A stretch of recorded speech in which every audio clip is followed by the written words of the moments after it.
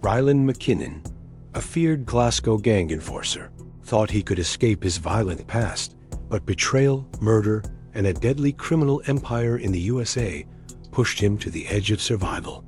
Rylan McKinnon's early years in Glasgow were shaped by poverty, neglect, and the constant presence of violence around him.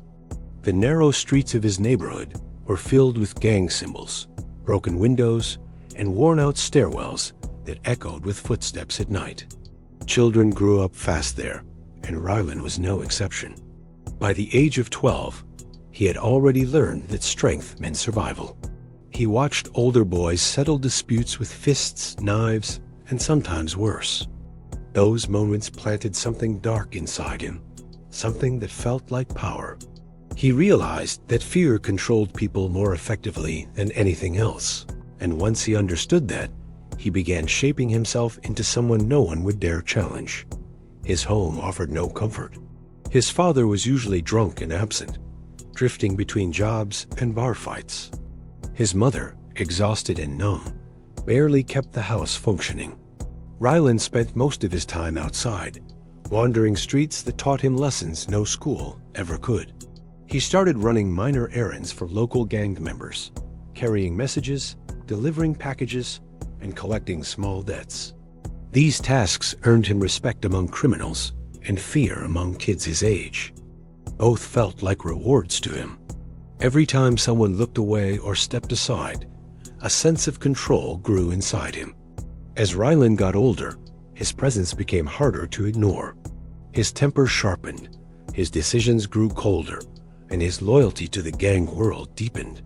He quickly advanced from carrying messages to enforcing payments. His fists delivered warnings, and his silence delivered threats more effectively than words ever could. People learned to avoid eye contact when he was near. Even adults who once dismissed him as another lost kid now sensed the danger around him. He felt untouchable, a growing force in a city where respect was earned through brutality. But Glasgow's underworld is never stable. Power shifts, alliances break, and enemies multiply without warning. When Rylan was 17, he made a mistake, one that nearly ended him. He confronted a senior gang member who had been stealing money from the crew. Instead of rewarding his loyalty, the leadership labeled him a threat. The man he exposed had strong connections, and soon whispers spread that Rylan was marked. He found himself suddenly alone, hunted by people who once trusted him. The realization shook him. For the first time, he understood that even the most feared enforcer could be turned into a disposable pawn. While hiding from a violent retaliation, Rylan received an unexpected offer from a smuggling group operating out of the United States.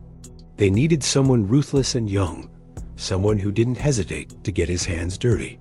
Rylan saw it not just as an escape, but as an opportunity to rebuild himself far from Glasgow's crumbling alleys. Without saying goodbye to anyone, he disappeared into the night.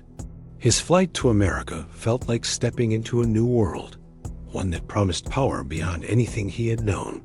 But what awaited him there was far more dangerous and unpredictable than the streets that had shaped him. Rylan's arrival in America felt like stepping into a world where the rules of survival were the same, only the scale was bigger, the danger sharper, and the stakes far higher. When he landed in Boston, the smuggling network that had recruited him wasted no time testing his usefulness. They sent a man named Elias Ward to collect him from the airport. Elias wasn't welcoming. He simply scanned Rylan from head to toe, judging whether this young enforcer from Glasgow was worth the effort. Without a single friendly gesture, Elias drove him through industrial zones, abandoned docks, and dim neighborhoods that showed Rylan exactly what kind of world he was entering. The organization operated with precision.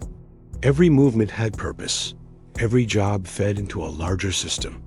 Rylan quickly learned that Victor Caro, the syndicate's leader, ran things with a cold calculation that made Glasgow's chaos look childish. Victor didn't trust easily, but he valued brutality when it was controlled and aligned with his goals. Rylan fit that mold perfectly. He didn't ask questions, didn't show fear, and didn't hesitate when given a target. Within days, he was put to work enforcing payments from underground gambling operations scattered around the city. The criminal network in Boston was a labyrinth of small-time hustlers, corrupt businessmen, and street-level dealers all tied together through Victor's influence. Rylan found himself in situations that demanded quick thinking and absolute discipline. Sometimes he had to break into warehouses to retrieve missing items. Other times he had to confront gamblers who owed thousands. His reputation grew fast.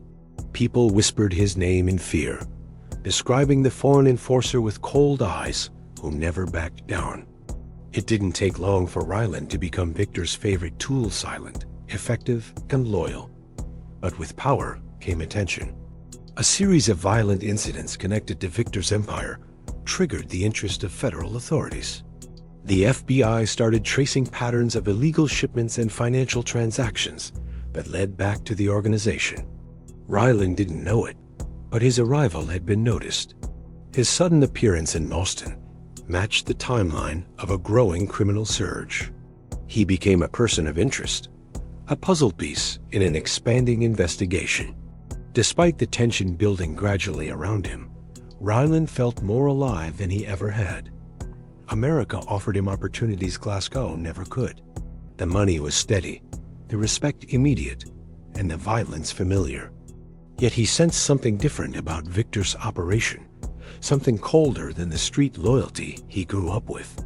Decisions here were based on profit, not brotherhood. If someone became inconvenient, they were removed without hesitation. The first hint of this came when a low-ranking member made the mistake of skimming money. Rylan expected a beating or a warning. Instead, the man simply vanished. No anger, no noise, just erased. It was then Rylan understood the truth. Victor didn't just run a gang. He ran a machine. Everyone, including Rylan, was a replaceable part. The illusion of safety was temporary. Still, he kept pushing forward. He believed his skills would protect him. He believed violence gave him control. He believed he could climb higher in this new world. What he didn't realize was that the same machine he served was already studying him, calculating his value, and waiting for the moment when replacing him might be more profitable than keeping him. The night of the warehouse operation began like any other assignment, yet something in the air felt heavier, sharper, as if the shadows themselves were watching. Rylan had been ordered to oversee a major shipment arriving at an abandoned industrial dock on the outskirts of the city. Victor's men trusted no one for this job except him. The shipment contained a mixture of illegal firearms and stolen medical supplies items worth a fortune on the underground market. Rylan arrived early, scanning the area with the instinct he had sharpened since childhood. Every echo, every shifting silhouette, every flicker of a distant streetlight meant something to him. The crew arrived in small groups, keeping their faces low and their movements quick. As the trucks rolled into the warehouse, Rylan noticed details that didn't match previous operations. One truck was positioned at an unusual angle, blocking part of the main exit. Another had its back doors slightly ajar, as if someone had tampered with it. These weren't coincidences. They were signs of a disturbance inside the organization. Rylan approached the suspicious truck, pulled the doors open, and froze. Inside were crates filled with weapons that weren't listed anywhere in Victor's records. The markings indicated a foreign supplier that Victor had never dealt with. Someone was attempting to smuggle their own inventory into the main shipment using Victor's system for personal gain. That kind of betrayal was dangerous, not only because it stole profit, but because it risked law enforcement tracking new items that couldn't be explained. Rylan immediately suspected Jasper Holt, a quiet, seemingly harmless member of the crew. Jasper always kept to himself, avoided eye contact, and never took on high-risk tasks. He was the type of man who went unnoticed in a room, which made him the perfect person to orchestrate a secret operation. Instead of confronting the crew, Rylan decided to hide in the shadows of the warehouse and observe. He wanted proof before taking action. Hours passed as the shipment was unloaded and catalogued. Once the main crew left, Jasper returned alone, moving quickly toward the suspicious truck. Rylan watched as Jasper checked the crates and made notes on a small device. The man moved with confidence, revealing that this wasn't the first time he had tampered with shipments. Rylan followed Jasper at a distance over the next few days. He discovered that Jasper met with unfamiliar faces in dim parking lots and quiet alleyways. They exchanged documents, money, and occasionally pieces of equipment. These men didn't belong to Victor's network. They belonged to a rival Syndicate 1 that had been trying to infiltrate Victor's operation for months. The scope of the betrayal stunned Rylan. Jasper wasn't acting alone. He was part of a larger conspiracy designed to weaken Victor from the inside. But what disturbed Rylan most wasn't the betrayal itself. It was Victor's silence. There had been signs for weeks that something was wrong, yet Victor said nothing, questioned nothing, and continued operations as if everything were normal. Rylan began to wonder whether Victor already knew. And if he did, then why was he letting the rot grow unchecked? These thoughts haunted him as he prepared to report what he had learned. For the first time, Rylan felt a shift in the ground beneath him, a sense that he was tangled in something deeper, something that might swallow him if he made one wrong move. Rylan approached Victor with the information he had gathered, expecting a reaction fueled by rage or at least urgency. Instead, Victor's response was unnervingly calm, almost dismissive. He simply nodded, said he would handle it, and instructed Rylan to stay focused on his own assignments. The reaction didn't sit well with Rylan. He had uncovered a growing conspiracy that threatened the entire organization, yet Victor acted as though it were nothing more than a minor inconvenience. For a man known for eliminating threats without hesitation, this indifference was too strange to ignore. The more Rylan thought about it, the more uneasy he became. Victor's leadership had always been absolute, his rules rigid, and his punishments swift. But now, those rules seemed to bend around certain people, especially Jasper Holt. The quiet man who had once stayed in the background now operated freely, almost confidently. His movements grew bolder, his interactions more frequent, and still Victor allowed him to walk untouched. Something was wrong. Either Victor was losing control, or he was intentionally letting Jasper's betrayal continue. Rylan began to watch the organization from the inside, analyzing patterns he had previously ignored. He noticed meetings happening behind closed doors that had never existed before. Trusted members were suddenly replaced without explanation. New faces appeared, men with expensive suits, quiet voices, and eyes that gave nothing away. They weren't street criminals. They were investors, businessmen, the kind of people who funded operations but never dirtied their hands. Rylan realized then that Victor's syndicate was far more complex than he had assumed. It wasn't just smuggling and gambling. It was part of a larger network with layers of secrecy designed to protect the people at the top. As Rylan pieced these details together, his distrust in Victor grew. He remembered how the man had reacted when he exposed Jasper. No anger, no surprise, just cold control. It became clear that Victor wasn't ignoring the betrayal. He was monitoring it. Jasper's actions were being allowed for a purpose, one Rylan had yet to understand. Perhaps Victor was using Jasper to track the rival syndicate. Or perhaps Jasper was connected to those wealthy investors who silently supported the operation. Whatever the truth was, Rylan sensed that he had stepped into dangerous territory simply by knowing too much. His instincts screamed that he needed to tread carefully. People who asked the wrong questions in Victor's world didn't last long. Rylan had seen it himself, how someone could vanish without a trace if they became a liability. Still, he couldn't ignore the growing tension. He tried testing the waters by speaking to a few trusted members of the crew, but their responses were vague and cautious. It was clear they were afraid to talk. Some even hinted that Victor had eyes everywhere, and that not all betrayals were punished because not all betrayals were unwanted. The internal rot within the organization deepened with each passing day.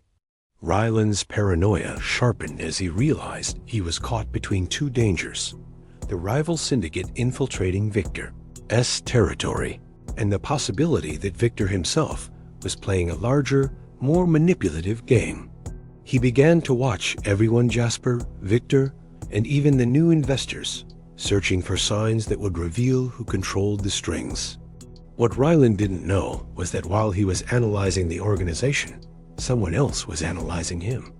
His growing involvement, his suspicion, and his attempts to interfere had not gone unnoticed.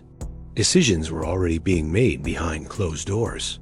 Decisions that would soon determine whether Rylan remained a valuable enforcer or became the next disposable piece in a deadly game. Rylan sensed trouble the moment the instructions for the next transport reached him. The message came through a different channel, delivered by someone who rarely interacted with him. The tone was rushed, the details incomplete, and the plan suspiciously simple. He was to escort a truck carrying high-value contraband along an unfamiliar route that bypassed their usual safe pathways through the city. Every instinct sharpened inside him. His work had always been grounded in routine: certain docks, certain warehouses, certain methods, but this assignment broke every pattern. Still, refusing the order was not an option. Victor's organization demanded obedience, and disobedience carried consequences far worse than risk. Rylan met the crew at a remote lot under a flickering streetlight. The men assigned to assist him barely made eye contact. They loaded the truck in silence, their movements jittery, their nerves obvious. Something had already gone wrong, or was about to. Rylan watched them carefully, trying to understand whether they were afraid of the authorities, the rival syndicate, or Victor himself. Once the truck rolled out, the city lights faded behind them. The route passed through long stretches of industrial wasteland, areas where surveillance was light and help was non-existent. The driver gripped the wheel tightly, sweat gathering on his brow. Rylan kept glancing at the mirrors, scanning the road for any sign of trouble. The quiet became suffocating, broken only by the hum of the engine and the distant movement of freight trains. The ambush happened without warning. A flash of headlights burst from behind, followed by the screech of tires as unmarked vehicles closed in. Rylan recognized the formation instantly: law enforcement. The truck swerved as the driver panicked. Officers jumped out of their vehicles, shouting commands, surrounding them with weapons drawn. Rylan felt the trap close around him like a steel cage. Someone had tipped them off. Someone wanted him caught. The crew scattered, abandoning the truck and sprinting into the darkness. Rylan cursed their cowardice, but he understood why they ran. In this world, self-preservation came before loyalty. Within seconds, he was on the ground, handcuffed and dragged to a waiting vehicle. At the station, everything became clearer. The FBI agents questioning him revealed detailed files photos, financial records, shipment logs, all arranged to paint him as the mastermind behind the smuggling routes. Every document pointed toward him. Every piece of evidence made him look responsible for decisions he had never made. Rylan realized the truth with cold clarity. Victor had set him up. He had been chosen as the perfect scapegoat. He was foreign, violent, feared, and deeply involved in operations. If someone needed to take the fall, he fit the role better than anyone. Victor could erase him without losing anything. The organization would continue functioning, protected from investigation, while Rylan rotted behind bars. The shock didn't break him, but it hollowed something inside him. He had fought his whole life to escape the trap of poverty and violence, only to be used by the very system he served. As the interrogation dragged on and the hours bled together, Rylan began to understand that everything he had built in America was crumbling. The loyalty he had given meant nothing. The power he had gained was an illusion. He was alone again, trapped in a machine that had already decided his fate. And now the FBI had him exactly where they wanted him: angry, betrayed, and desperate enough to make a choice that could either save him or destroy him forever. Rylan sat in a stark interrogation room, the walls bare, the air cold enough to keep him alert. The hours stretched endlessly as agents took turns questioning him, presenting forged evidence that tied him directly to shipments, offshore accounts, and coded communications he had never seen. They wanted him to break. They wanted him to accept the story Victor had scripted for him. But Rylan refused to give them the satisfaction of fear. He stayed silent, watching, measuring each agent's tone, each shift in their strategy. What they didn't know was that he had already accepted the truth. He had been abandoned by Victor, marked expendable, and left to take the fall for an empire he never controlled. Then everything changed when Agent Nora Briggs walked in. She carried none of the aggression the previous interrogators used. Her approach was calculated, precise, and rooted in a deeper understanding of the criminal world Rylan came from. She laid out photos of Victor's secret meetings, financial ledgers tied to hidden investors, and satellite images of warehouses that even Rylan didn't know existed. Nora didn't try to intimidate him. She simply presented the truth, a much larger truth than the lies Victor had built around him. She explained how the organization extended far beyond Boston, linking multiple states and countries. Victor wasn't the only leader. He was a front, a walking shield protecting the higher networks behind him. The FBI didn't just want Victor, they wanted the entire structure, including the silent financiers who hid behind legitimate businesses. Nora made one thing clear. They couldn't reach those people without someone like Rylan. For the first time, Rylan realized why he mattered. He wasn't just a disposable enforcer. He was one of the few who had seen the internal rot, the meetings with new investors, the silent changes within the hierarchy. He wasn't part of Victor's scheme, but he had witnessed enough pieces of it to be dangerous to both sides. His silence would mean prison. His cooperation meant becoming bait in a deadly operation. Nora offered him a deal: reduced charges, protection, and a path to freedom if he agreed to help dismantle Victor's empire. Rylan didn't trust the FBI, and he certainly didn't trust promises. But he trusted his instincts, and they told him that Victor had already signed his death warrant. There was no loyalty left to protect. He agreed to talk not out of fear, but out of a desire to reclaim control over his fate. The cooperation began in secret. Rylan was relocated to a hidden facility where he described warehouse locations, operational schedules, transport routes, and the identities of Victor's closest associates. The agents listened carefully, cross-referencing every detail with their ongoing surveillance. Rylan found himself navigating a new battlefield one of information rather than violence, yet it was just as dangerous. Every piece of intel he shared brought the FBI closer to dismantling the syndicate, but it also increased the risk of Victor discovering the truth. And Victor did find out. Rylan sensed it before anyone told him. The air in the safe house grew heavier. The agents became more cautious. Tension spread like a silent warning. Someone inside the organization had leaked information to Victor's remaining allies, and they learned that Rylan was cooperating. Victor reacted exactly as Rylan expected.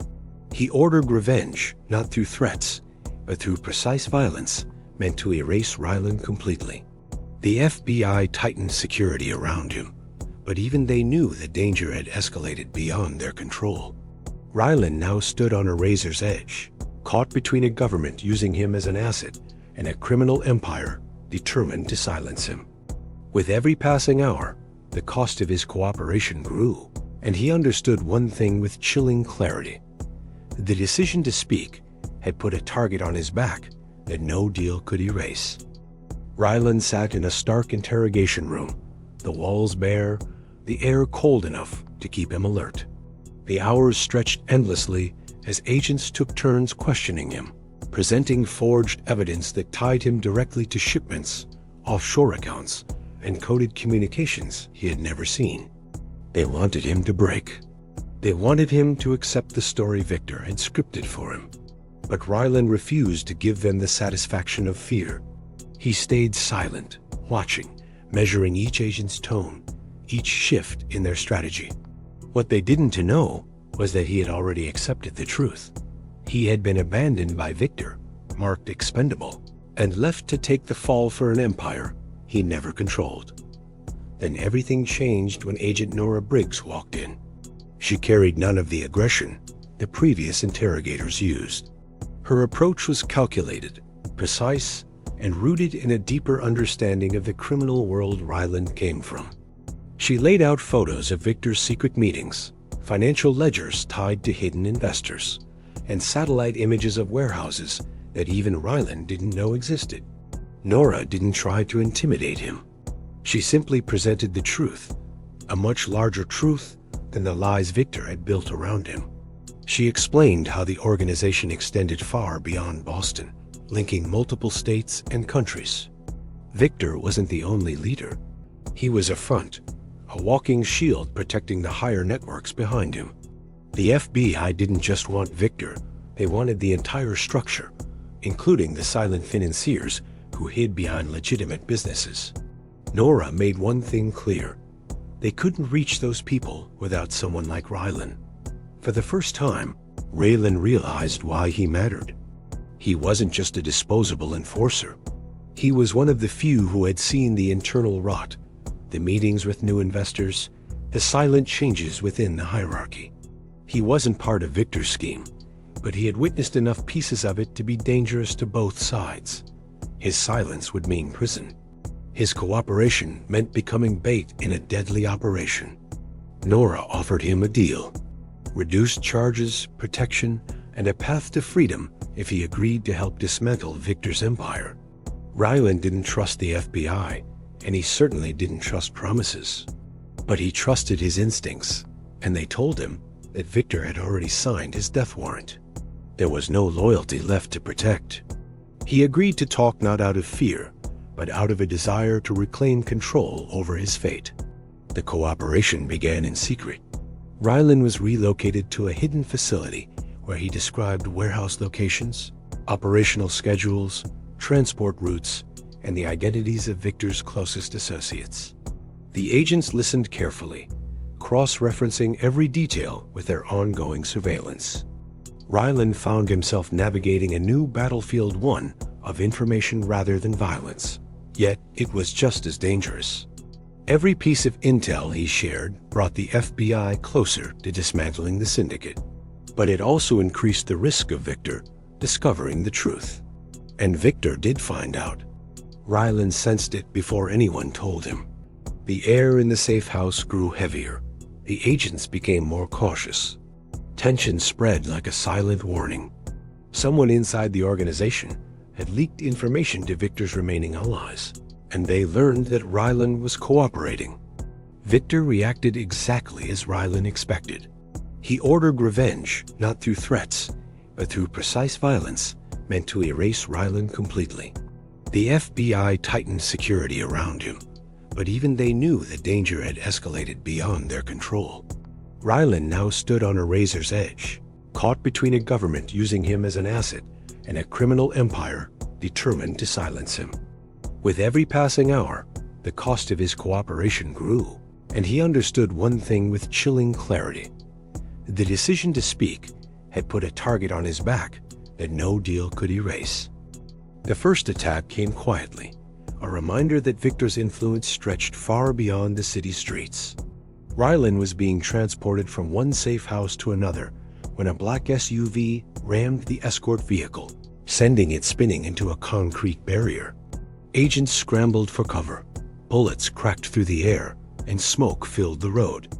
Rylan saw the unmistakable signature of Victor's tactics: precision hits, silent teams, and no hesitation. The attackers weren't there to rescue anyone. They were there for him alone. The agents managed to push back just long enough to extract him, but the message was undeniable. Victor had found a way to track him, and he wouldn't stop until Rylan was erased.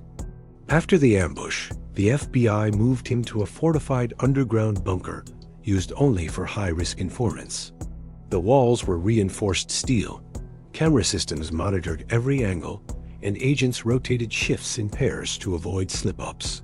Yet even in that place, Rylan couldn't shake the feeling that eyes were on him. He sensed danger in the smallest sounds, the hum of vents, the static of radios, the footsteps that echoed too crisply. He had lived long enough around violence to recognize when a threat was closing in. Victor was hunting him like prey, and the FBI was struggling to stay ahead. Tensions grew inside the agency itself. Whispers spread about a mole feeding information to Victor's syndicate. Documents disappeared. Surveillance feeds glitched at odd times.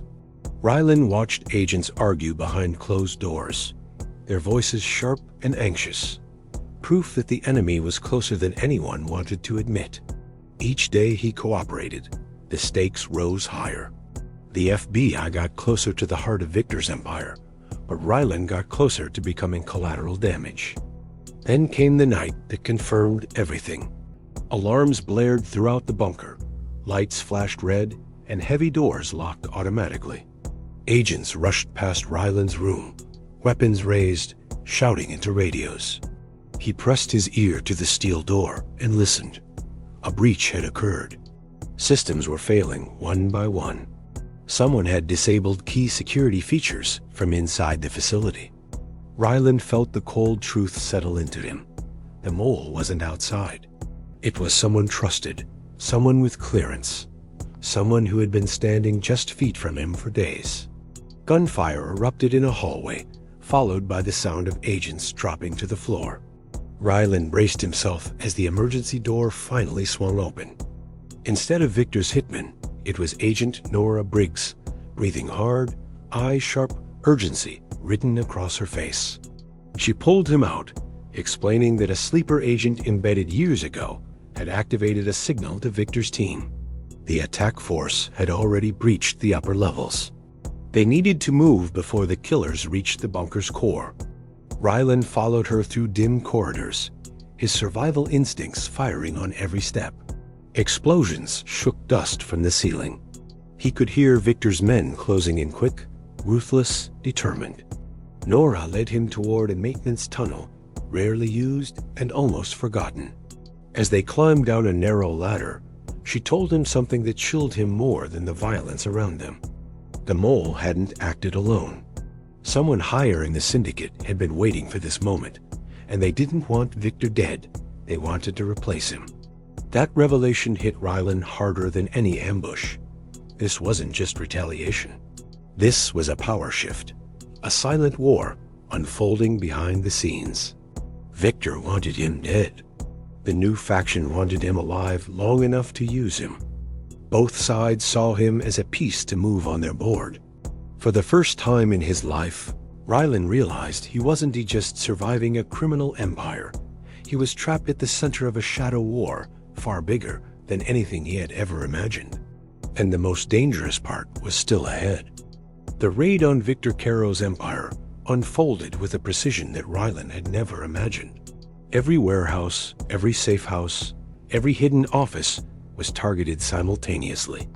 Agents moved like a storm, clearing rooms, securing evidence, and taking key players into custody. Rylan provided crucial intelligence, guiding teams through labyrinths of storage units, concealed rooms, and secret tunnels. Every detail he had remembered, every observation he had made while working under Victor, became a weapon in the hands of the FBI. The empire that had once seemed untouchable crumbled in a matter of hours. Victor himself was cornered in a fortified compound, surrounded by his remaining loyalists. Rylan watched through security feeds. The man who had once set him up pacing and calculating, realizing too late that his power had been stripped from him. Agents moved in quietly, capturing him without a single shot fired inside the compound.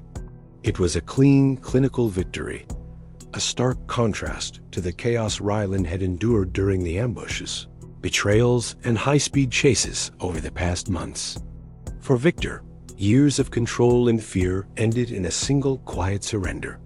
Yet for Rylan, the victory brought no relief. He had survived, but survival came with costs that couldn't be undone. His cooperation had saved countless lives, dismantled a dangerous syndicate, and secured convictions that would ripple through organized crime networks for years. Still, every step he had taken, every secret he had revealed, made him a permanent target. Victor's loyalists who had escaped were now scattered, and revenge was inevitable. The life Rylan had fought to control was gone. The world he had built in shadows and fear had collapsed, leaving only uncertainty and isolation in its wake. The FBI offered protection, but even that had limits. Rylan was relocated, given a new identity, and placed under constant surveillance. He had to learn new routines, live under new rules, and trust people he would never fully know. Freedom came at a price. Simple pleasures, walking outside without fear, choosing his own schedule, forming friendships, were all stripped away.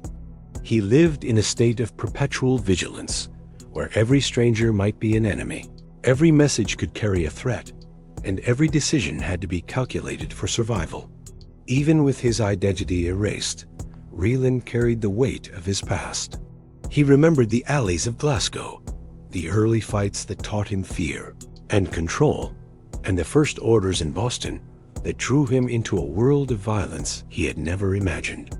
Those memories were both a source of strength and a reminder of how far he had fallen into a life he could never truly leave behind. The streets had shaped him, but the Empire had defined him. And now that Empire was gone, leaving only fragments of danger and lessons carved into his mind, Rylan understood that the world he had survived, the brutality, the betrayals, the calculated violence, would never leave him. Even under a new name, in a safe location, he would always be the man who had stared down death, outsmarted betrayal, and survived the collapse of a criminal empire. His freedom was real, but it was fragile. Every day, he reminded himself that his past was never just a memory. It was a shadow that would follow him for life. In the quiet moments, Rylan reflected on everything he had endured. He had destroyed the empire he once served, survived the betrayals, and walked away from the man who had marked him for death.